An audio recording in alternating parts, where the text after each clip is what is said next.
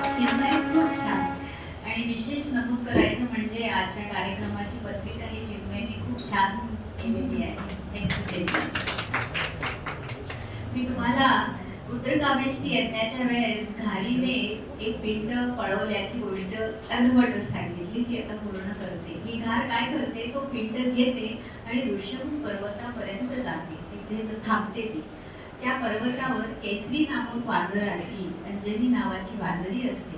तिला पुत्र प्राप्तीसाठी ती शंकराची साधना करत बसलेली होती. शंकर तिच्यावर प्रसन्न होतात आणि म्हणतात की आता थोड्याच वेळात तुझ्या पदरात जो प्रसाद मिळेल तो तू ग्रहण कर.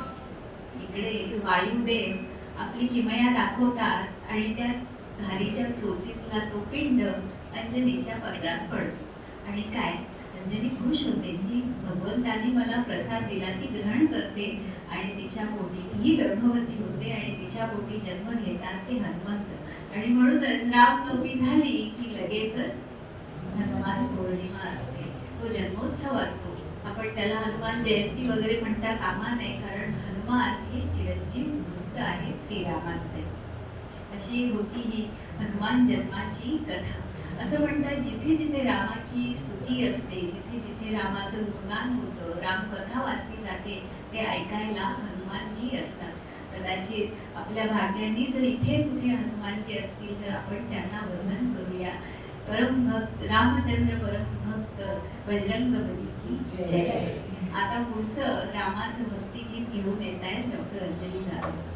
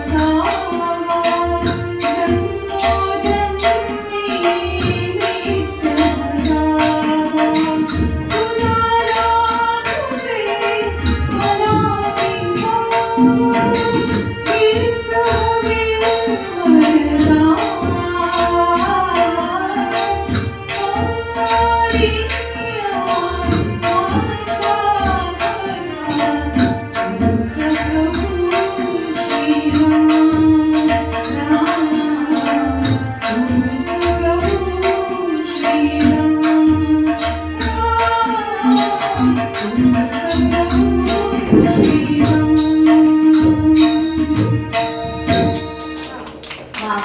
किती गोड आवाजात आणि हे किती गोड भजन आहे. प्रभू श्रीराम आणि सीता माता हे तर आदर्श आहेतच, पण संस्कार जर पक्के असतील तर ते रोट्यात दिसतात. बीजही तसंच असायला हवं नाही का?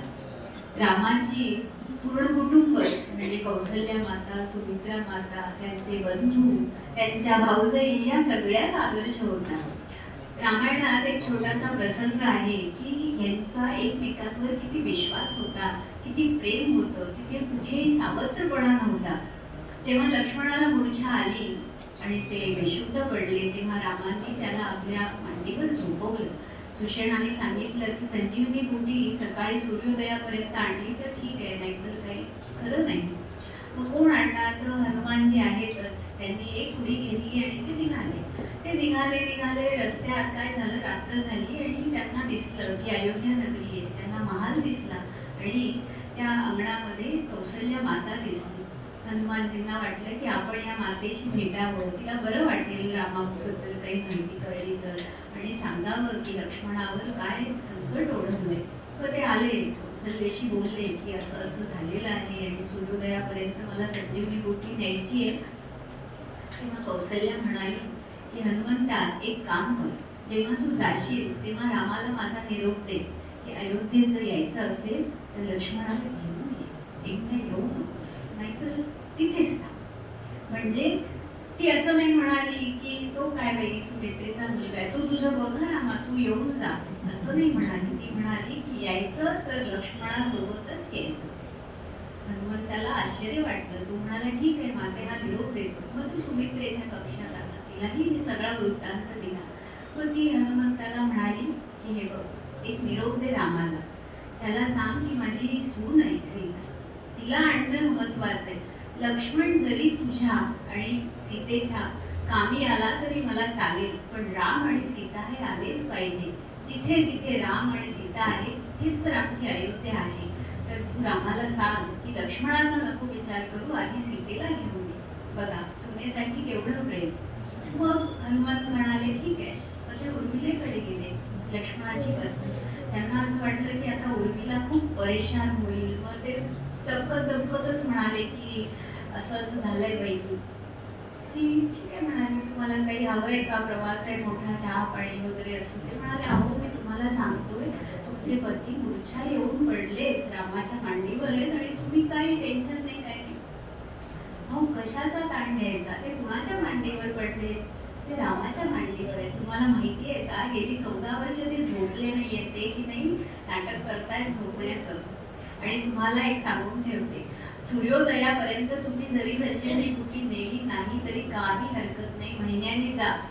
ते रामरायाच्या मांडीवर आहेत आणि मला माहिती आहे की राम भाऊजी त्यांचं रक्षण करणारच. अहो जिथे यम घाबरतो रामाला तिथे काय काळजी करायची, तुम्ही निश्चिंत राहा आणि सावकाश प्रवास करा. बघा हा विश्वास होता त्या कुटुंबामध्ये, हे असं प्रेम होतं जे त्यांनी आपल्याला आदर्श दिलाय की जावाजावांमध्ये सासू सुनांमध्ये कसं वागायचं. आणि म्हणूनच आपण म्हणतो की रामायण हे मर्यादांचं चरित्र सांगणारं चरित्र आहे.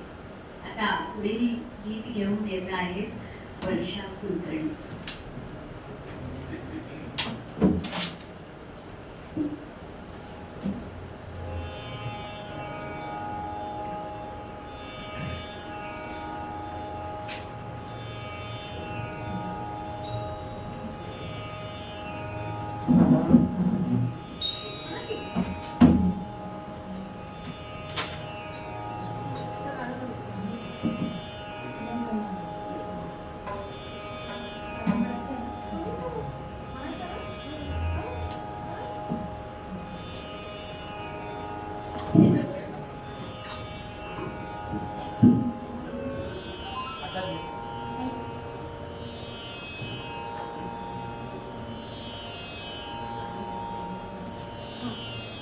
आधी वर्षाताई राग यमन सादर करत आहेत आणि त्यानंतर त्या गीत सादर करतात.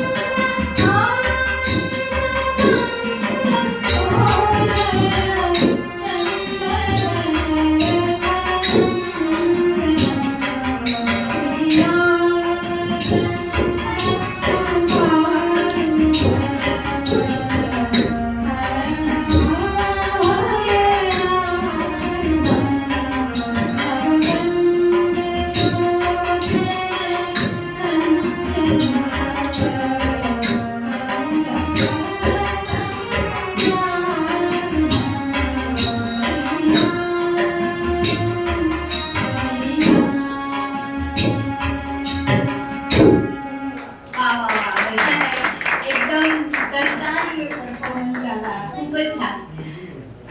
खरं तर जोशी सरांना मी सांगू इच्छिते की मॅडम अशा संगीत सभा आम्हाला प्रोत्साहन देण्याकरता करत असतात, त्या आमच्याकडनं करवून घेतात आणि जी साथ संगत आहे आमच्यासोबत ओंकार फणसळकर हे आम्हाला पहिलेपासून सांभाळून घेणारे आहे.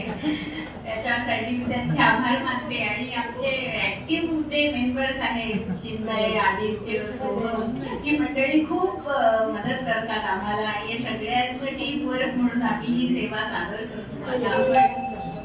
हा, आणि रांगोळी स्वागतासाठी ती नेहमीच रेणुका आणि वर्षाताई काढत असतात, तर हे सगळ्यांचे एफर्ट्स इथे आहेतच. आता आपण शेवटाकडे चाललो आहोत. मला माहिती आहे की बराच वेळ होत आहे, आपण सगळेजण थांबलेले आहात, त्याकरता मी खरंच आपण सर्वांची आभारी आहे. आता एक शेवटची गोष्ट जर तुमची परवानगी असेल तर सांगते, ती म्हणजे राम नामाच्या महत्वाची. म्हणजे रामालाच त्याचं राम नाम कसं भारी पडलं हा एक प्रसंग रामायणाच्या कथेमध्ये आहे. एकदा असं झालं की परिश्रवा नावाचा राजा होता, तो शिकारीला गेला होता. खूप शिकार केली त्यांनी आणि परतत होता तेव्हा एका गुरुकुलात त्याला दिसलं की यज्ञ चालू आहे. तिथे वसिष्ठ मुनी आहेत, अगस्त्य मुनी आहेत, विश्वामित्र बसले आहेत, नारदही आहेत. आता असं होतं, आपण बघतो तर लांबून आणि त्याला असं वाटलं की मी शिकार करून आलोय, मी शुचिरभूत नाहीये, तर मी तिथे जाऊन कसं काय यज्ञाचं दर्शन घेऊ. तर त्यांनी आपलं घोड्यावर नमस्कार केला. आता झालं काय की ते चौघं बसलेले होते, विश्वामित्र साईडला होते. तर यांनी वशिष्ठांना नमस्कार केला, अगस्तींना नमस्कार केला, नारदांना केला आणि तो गेला. त्याला माहितीच नाही विश्वामित्र पण तिथे बसलेले. तर तिथे होते नारद. त्यांना आली थोडीशी गंमत करायची इच्छा. त्यांनी विश्वामित्रांना सांगितलं की अहो विश्वामित्र, तुम्हाला काही नमस्कार नाही केला. विश्वामित्र म्हणे कोणी? तो नाही का परिश्रवा गेला आता, आम्हाला सगळ्यांना त्यांनी केलं हाय हॅलो, तुम्हाला केलं नाही. सिनियरिटी हायरार्की असते ना आपली. विश्वामित्र आधीच खूप असे इगोइस्टिक म्हणल्यासारखं की त्यांना खूप मानपान होता. ते म्हणाले असे तडक रामाकडे गेले आणि म्हणाले, रामा, ह्या परिश्रवाने माझा अपमान केला आहे, मला त्याचं शिर चरणावर आणून दे. राम आपल्या गुरुची आज्ञा कशी तोडणार? ते म्हणाले ठीक आहे, उद्या संध्याकाळी सूर्योदयापर्यंत मी त्यांचं शिर तुमच्या चरणावर आणून देतो. नारद मुनी सगळं बघतच होते. आता नारद मुनी गेले परिश्रवाच्या भाला. तिकडे परिश्रवा आपला रिलॅक्स झाला होता, स्वच्छ वगैरे त्याचं काम चालू होतं. नारद मुनी आले, स्वागत वगैरे केलं आणि म्हणाले, परिश्रवा उद्या काही खरं नाही तुझं. ते म्हणजे काय झालं, मी काय चुकलं? तू विश्वामित्रांना नमस्कार नाही केला. नारदांना माहिती होतं की या परिश्रमाची काही चूक नाहीये, पण ते अशीच गंमत करत होते. पण परिश्रमाला थोडीच हे माहिती. तो भयंकर चिंतेत पडला की आता उद्या राम स्वतः प्रभू श्रीराम येणार आहेत आणि माझा चिरच्छेद करून विश्वामित्राच्या चरणावर माझं शिर ठेवणार आहेत. आता कसं करू मी? तुम्हीच सांगा नारद मुनी, मी काय करू? ठीक आहे, असं कर, तू रामभक्त हनुमानाकडे जा, तोच काहीतरी आता मार्ग काढू शकेल. परिश्रवा आले हनुमानाच्या घरी. हनुमानजी नव्हते, अंजनी माता होती. मग ते सगळा वृत्तांत कथन केला अंजनी मातेला की असं असं झालंय आणि मी खूप प्रॉब्लेम मध्ये आलोय. तर अंजनी माता म्हणाली, अरे का काळजी करतो, माझा हनुमंत आहे ना, तो मोठा राम भक्त आहे, तू काही काळजी करू नको, तुझं तो रक्षण करतो, मी वचन देते तुला, तुला काही होणार नाही, हनुमंत आहे तुझ्या पाठीशी. थोड्या वेळाने हनुमानजी आले. अंजनीने सांगितलं, अरे हनुमाना, तो परिश्रवा आला होता, त्याचं काम करून टाकलं का? हनुमानजी म्हणाले, माते तुझी आज्ञा. परिश्रवाला त्यांनी सांगितलं की तू काही काळजी करू नको, कोणाशी लढायचं सांग बरं. तर म्हणे प्रभू श्रीरामांची झालं. आता मात्र हनुमानजींची पंचायत झाली की काय बोलतोय हा, की प्रभू श्रीरामांची मी लढू कसा, माझे तर दैवत आहे ते. मग ते आले सीतेकडे आणि म्हणाले, मी खूप प्रॉब्लेम मध्ये आलोय आता. म्हणजे आईनी परिश्रमाला वाचवायला मला ह्याच्यात गुंतवलं ना, आता प्रभू श्रीरामांची उद्या लढाई करायचंय, तर काय करू? तर सीता माता म्हणाली, एक काम करा, थोडं हुशारीने घ्या, तुम्ही रामाकडेच जा आणि त्याला सांगा की मला एका बलाढ्य वीराशी लढायचंय, तर रामा तुम्ही आशीर्वाद द्या, तुम्ही सांगू नका जास्त. ठीक आहे म्हणे. गेले हनुमानजी आणि त्यांच्या स्टाईलनी त्यांनी रामाला सांगितलं की मी किती संकटात आहे, आता मी काय करू, तुम्ही तर माझ्यासोबत नाही येऊ शकत लढायला, तर मी एकटाच कसा लढू? मग प्रभू श्रीराम म्हणाले, अरे हनुमंता, तू काही काळजी करू नको, मी तुला वर देतो की जो माझं जग राम नामाचं अखंड नामस्मरण जग करेल, त्याला कुठल्याही शस्त्राचा काहीही परिणाम होणार नाही. तर तू असं कर, त्या युद्धामध्ये फक्त अखंड नामस्मरण कर, तू जिंकशील. ठीक आहे. रामाला माहितच नव्हतं की हे आपण आपल्यासाठी वापरणार आहोत. हनुमानजी गेले, परिश्रमाला सांगितलं, आत्ताच्या आत्ता बस एका गुहेत जाऊन आणि अखंड नामस्मरण सुरू कर, दुसरं काहीही करायचं नाही. उद्या सूर्यास्तापर्यंत किंवा मी सांगेपर्यंत हलायचं नाही, फक्त राम राम राम जप करायचं. आणि हनुमान सुद्धा तयार झाले होते. आता युद्धाला स्वतः प्रभू श्रीराम निघाले आणि त्यांनी पाहिलं की हनुमानजी त्यांचं मोठं महाकाय रूप घेऊन बसले आणि त्यांची शेपटीचा जो विळखा होता तो पूर्ण त्या परिश्रमाच्या अवतीभोवती होता आणि हनुमानजी बसले राम राम राम करत. आणि मग रामाने विचारलं, कुठे आहे तो परिश्रमा? तर हनुमानजी म्हणाले, प्रभू, त्यांच्यासाठी रक्षणासाठी मी तुमच्याकडे काल आलो होतो आणि ते वीर योद्धे तुम्हीच आहात. आम्हाला फार वाईट वाटतं की हे बघ हनुमंता, ही लढाई तर होणारच, परिश्रमाचं शिर मला विश्वामित्राच्या चरणी तर द्यायचंच आहे, चल सुरू करू. तर इकडे मनात अखंड नामस्मरण करतच होते ना हनुमानजी, आणि इकडे कोदंडधारी रामांनी बाणांचा वर्षाव सुरू केला. पण राम नामाच्या त्या इफेक्टमुळे जो बाण येत होता ते फुल, जो बाण येत होता ते फुल होत होतं आणि तिथे फुलांचे नुसते ढिगारे झाले. हनुमंताला काहीच झालं नाही. परिश्रवा इथे त्या शेपटीच्या वेळखात सुरक्षित आणि इथे राम आपले बाण मारतातच आहे. शेवटी सूर्यास्ताची वेळ आली आणि मग नारद म्हणाले, चला आता हे आपण जरा संपवूया. मग तिथे विश्वामित्र, अगस्ती, वशिष्ठ, नारद सगळे आले आणि रामाला म्हणाले, हे बघ रामा, आता हे युद्ध काही संपणार नाही, तू बाण मारत राहशील आणि फुलच होत राहशील, कारण तूच वरदान दिलं आहेस रामनामाच्या या जपाचं, तर काय करायचं? प्रभू श्रीराम म्हणाले, हे बघ, माझं काय तत्व आहे, प्राण जाये पण वचन न जाये. मी माझ्या गुरुला वचन दिलंय की मी त्याचं शिर तुमच्या चरणाशी आणेन, तेही सूर्योदयाच्या आधी. आता वेळ झाली आहे तर मी ते करणार. त्यांच्या चरणाशी परिश्रमा, ये रे इकडे आणि तुझं शिर ठेव विश्व. Problem solve. रामाला कळलं की माझ्याच या जपाचं केवढं महत्व, म्हणून हा प्रसंग अधोरेखित केलेला आहे रामकथेमध्ये. तर आता आपण शेवटाकडे जाणार आहोत. मी माझं एक याच रामनामाचं एक गीत सादर करेल. तेही काही सादर करतील आणि प्रथेप्रमाणे या सभेची शेवट मनीषा मॅडम त्यांच्या श्राव्य गायनाने करतील. आपण मला इतका वेळ ऐकून घेतलं त्याबद्दल मी त्यात कदाचित चुका होतील तर त्याही आपण सांभाळून घ्याव्यात.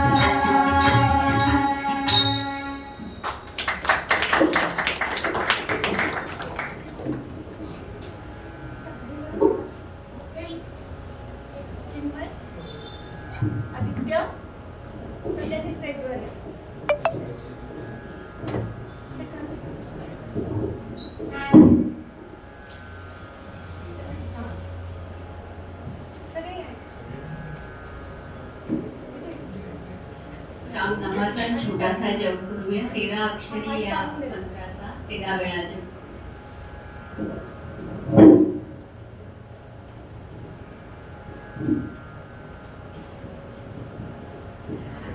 रामनामाचं महत्त्व आणि आज सगळ्यांनी 2 तास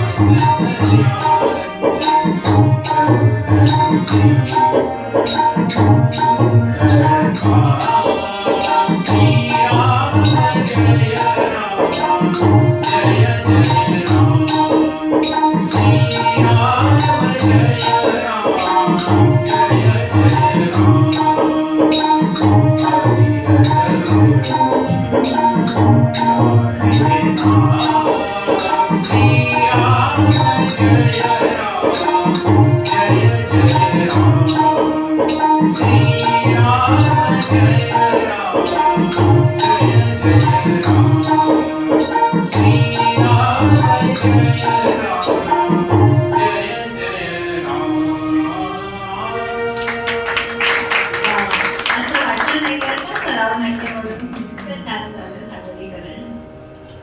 थँक्यू. आता आम्ही आपल्या सर्वांच्या आदरणीय आणि लाडक्या गुरु मनीषाताई फणसळकरांना विनंती करते की त्यांनी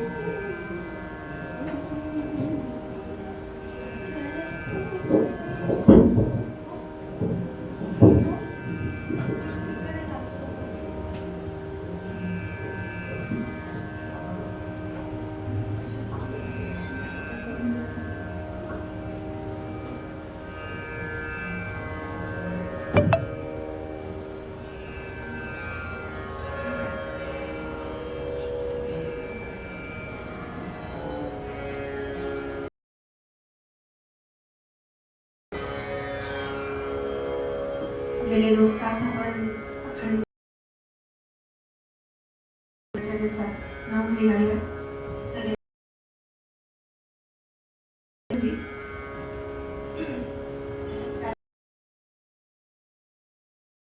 आम्ही दर 2-3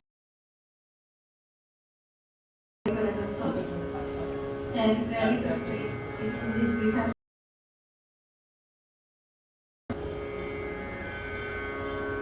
अधिक वर्मांचं एक जुनं भक्तिगीत आहे. घडी म्हणण्याचा प्रयत्न करते. साधनेचा अभाव नेहमीच असतो. ते मान्य करावं लागतं कार्यक्रमाला की काहीतरी जुनं बसवावं असं वाटतं. आज ते गाणं